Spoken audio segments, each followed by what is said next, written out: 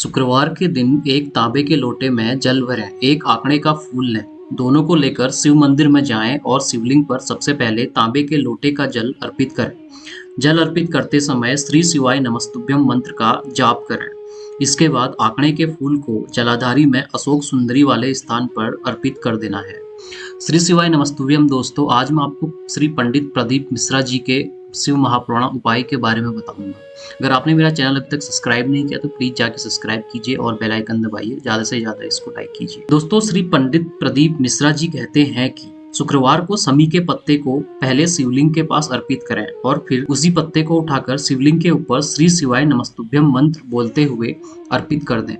महाशिवरात्रि के दिन जूही के फूल से भगवान शिव का पूजन करें तो घर से दरिद्रता दूर भाग जाती है। समी वृक्ष के पत्तों तथा चमेली के फूल से शिव जी का पूजन करने पर अपार धन संपदा का आशीष मिलता है। महाशिवरात्रि पर सायंकाल के समय शिव मंदिर में दिया जलाने से धन संपत्ति और समस्याएं सारी दूर हो जाती हैं। अपार धन संपत्ति तथा ऐश्वर्य की प्राप्ति होती है। दोस्तों, श्रावण मास की 10वीं तिथि को समी के 11, 21 या फिर 51 पत्ते लेकर शहद में डुबोकर शंकर भगवान के शिवलिंग का श्रृंगार करें। लिंग पुराण कहता है कि जब हम समी के पत्ते को शहद में डुबोकर शिवलिंग का श्रृंगार करते हैं तो शंकर भगवान हमें कर्ज से मुक्ति दिलाते हैं। दोस्तों, आज मंगलवार है। दोस्तों, प्रदीप मिश्रा जी कहते हैं कि मंगलवार के दिन शिवलिंग को पके चावल से ढक दो और फिर उसके बाद उस पर 7 बेलपत्र अर्पित कर दो। ऐसा माना जाता है कि यह उपाय बहुत ही अचूक है और ऐसा करने से आपकी धन से जुड़ी सभी समस्याएं दूर हो जाती हैं और आप कर्ज से मुक्त हो जाते हैं। माँ लक्ष्मी की कृपा आप पर हमेशा बने रहती है। मंगलवार के दिन ही भगवान शिव को मसूर की दाल का भोग भी लगाना होता है और जब आप मसूर की दाल चढ़ाएं तो इस मंत्र का उच्चारण जरूर करें, ओम ऋण मुक्तेश्वर महादेवाय नमः। ऐसे करने से आप जल्द ही कर्ज से मुक्त हो जाते हैं।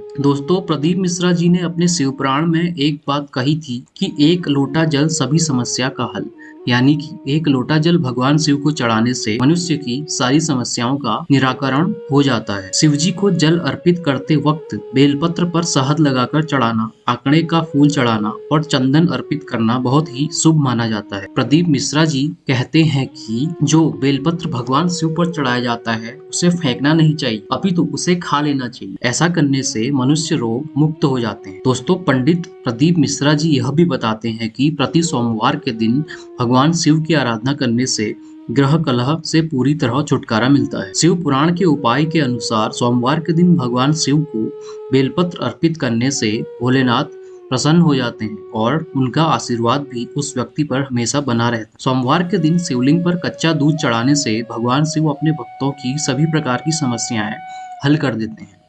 यदि नेत्रों से संबंधित कोई भी परेशानी है तो महाशिवरात्रि के दिन रात को 12 बजे शहद के साथ बेलपत्र चढ़ाने और उस शहद को एक बर्तन में इकट्ठा करने के बाद अवधूतेश्वर महादेव का नाम लेकर उस शहद को 3 महीने तक नेत्रों में काजल की तरह लगाने पर आंखों की रोशनी में फायदा होता है। दोस्तों, परिवार का कोई सदस्य गंभीर रोग से अगर पीड़ित है तो समी के पेड़ से एक फूल लेकर नीलकंठेश्वर महादेव का जाप करते हुए शिवलिंग पर चढ़ाना चाहिए। इसके बाद नीलकंठेश्वर महादेव से थोड़ा जल लेकर उस रोगी के शरीर पर लगाना चाहिए। इस उपाय से रोगी को लाभ मिलता है। किसी की समय पर शादी नहीं हो पा रही है या विवाह में अड़चन आ रही है तो एक सूखा नारियल का गोला लेकर ऊपर की ओर से थोड़ा सा ढक्कन की तरफ काट ले। फिर इस नारियल में सत्यनारायण भगवान का प्रसाद या पंजीरी भरकर उससे कटे हुए भाग में से बंद कर दें। इस नारियल को किसी पीपल के पेड़ के नीचे दबा दें। शिव जी की कृपा से उस व्यक्ति का विवाह बहुत जल्दी हो जाए। किसी सदस्य को अकाल मृत्यु से बचाना है तो आप नर्मदा नदी से निकले शिवलिंग को अपने घर के मंदिर में स्थापित कर उसकी नित्य पूजा करें। इससे आपके घर में कभी अकाल मृत्यु नहीं हो। यदि किसी महिला को संतान की प्राप्ति नहीं हो रही है तो उस महिला को रजस्वला